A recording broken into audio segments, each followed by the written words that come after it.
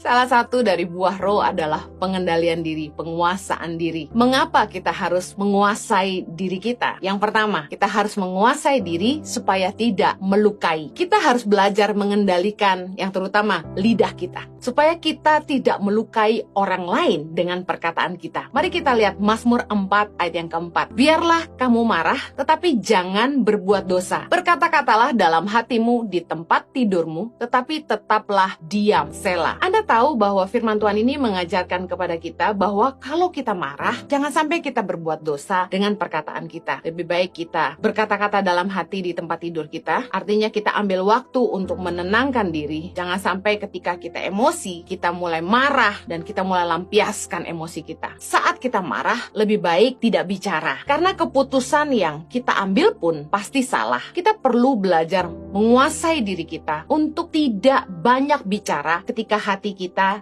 sedang marah. Saya ingatkan untuk lebih baik tidak bicara atau memutuskan apa-apa saat Anda sedang marah, Anda sedang kecewa. Karena ingat, kata-kata yang kita lepaskan tidak bisa kita tarik kembali. Saat kita marah, tentu kita akan mengeluarkan perkataan yang justru bisa memperparah. Kita yang bicara mungkin lupa, tetapi luka yang kita tinggalkan tetap ada. Lukas 6 ayat 45 berkata, karena yang diucapkan mulutnya meluap dari hatinya. Sudah jelas kalau kita sedang marah, pasti hati kita nggak enak dan kata-kata yang keluar pun nggak enak. Kita harus belajar mengendalikan lidah kita. Ketika kita marah, lebih baik kita memilih untuk tidak bicara daripada kita melontarkan emosi lewat perkataan kita, lalu kita melukai orang-orang di sekitar kita. Melepaskan perkataan itu mudah, tapi mengobati hati yang luka itu lama. Jangan sampai kita sembarangan bicara, karena perkataan yang kita lepaskan tidak bisa kita tarik kembali. Demikian juga ketika kita bersenda gurau dengan orang. Ingat, kita harus belajar menguasai diri kita supaya kita tidak melukai. Jangan sampai gurauan kita merendahkan orang lain, karena kita bisa merusak gambar diri orang dengan